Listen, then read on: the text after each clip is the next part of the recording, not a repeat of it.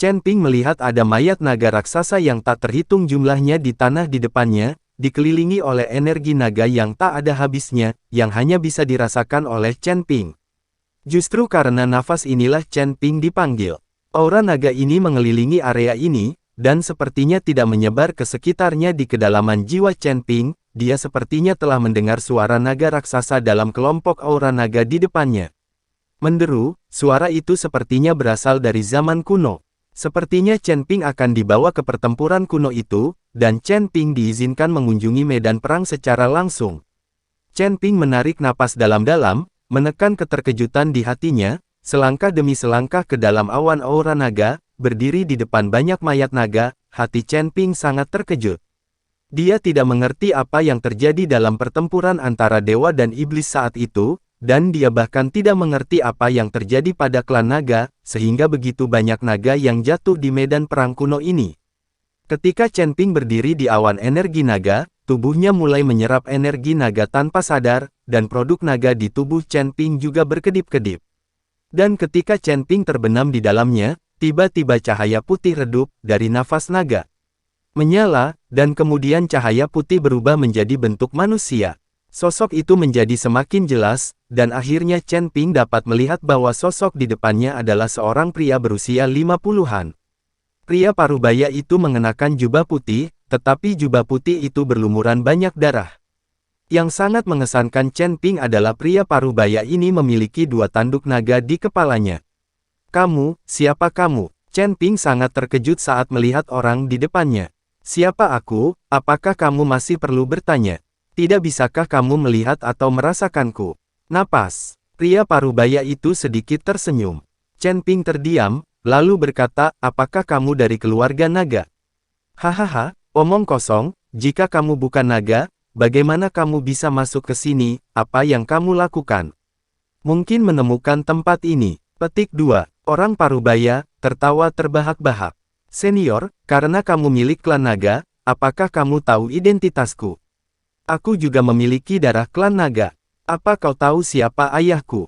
Chen Ping bertanya pada pria parubaya di depannya dengan penuh semangat. Pria parubaya memandang Chen Ping, lalu menggelengkan kepalanya dan berkata, "Saya tidak tahu siapa ayahmu, tetapi saya tahu bahwa Anda memiliki darah naga emas yang paling murni dan paling mulia. Ini adalah kehendak Tuhan bahwa Anda bisa datang ke sini."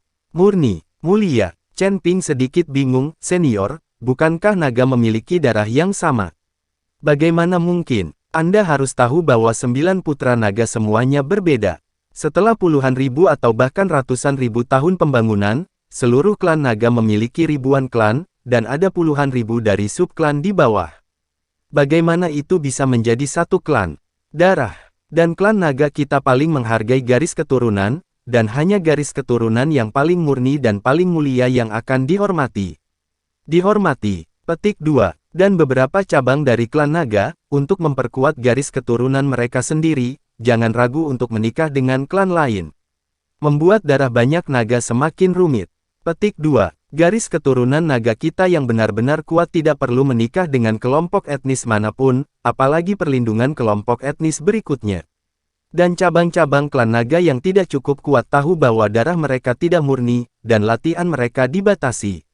Inilah mengapa mereka menikah dengan suku lain untuk mencari terobosan dalam garis keturunan. Petik 2. Di antara garis keturunan naga kita, garis keturunan naga emas adalah yang paling murni. Bahkan jika mereka sudah memiliki garis keturunan naga, naga emas semuanya telah berubah dari ular menjadi ular sanca, dari ular sanca menjadi jiao, dan dari jiao menjadi naga. Menderita, dan kemudian berubah selangkah demi selangkah, tidak bergantung pada darah naga sendiri untuk duduk dan menikmati kesuksesan. Justru karena permintaan klan naga emas, darah klan naga emas dipertahankan. Yang paling murni, dan garis keturunan Jinlong juga dikenal sebagai Kaisar 10.000 naga. Garis keturunan naga emas adalah yang paling mulia dan sakral, jadi dia tidak akan menikah dengan kelompok etnis lain. Bahkan jika itu adalah cabang lain dari klan naga, garis keturunan Huilong tidak akan meremehkannya sama sekali, dan tidak akan menodai garis keturunannya sendiri. Pria parubaya itu dengan hati-hati memberitahu Chen Ping tentang masa lalu klan naga. Tapi apa yang didengar Chen Ping agak kabur, jika ayahnya berasal dari klan Jinlong.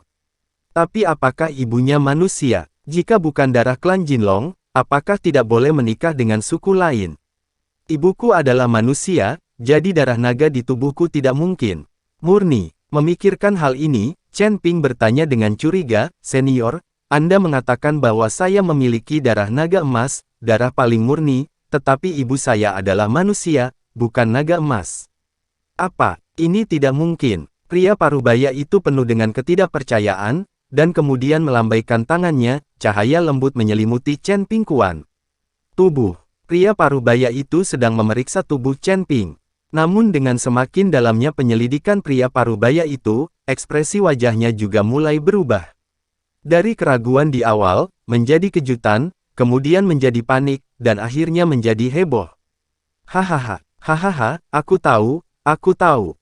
Kehendak Tuhan, ini adalah kehendak Tuhan, langit tidak akan binasa keluarga nagaku, langit tidak akan binasa keluarga nagaku. Petik 2. Pria parubaya itu tiba-tiba menjadi gila dan menjadi ukuran yang sama, lalu berlutut di depan Chen Ping dengan plok. Kali ini, Chu Ping kaget, dan dia mengira pria parubaya itu gila. "Senior, apa yang kamu lakukan? Apa yang kamu lakukan? Kamu dan aku dari ras yang sama. Kamu lebih tua dariku. Aku harus lari ke kamu." Chen Ping melangkah maju dan dengan cepat membantu pria parubaya itu. "Kamu tidak bisa sujud padaku, aku tidak tahan, aku tahu siapa ayahmu sekarang." "Siapa ayahku?" Chen Ping tampak penuh harap. Pria parubaya itu berkata dengan penuh semangat. "Aku tidak bisa memberitahumu, karena kamu harus bekerja keras untuk mencari tahu sendiri.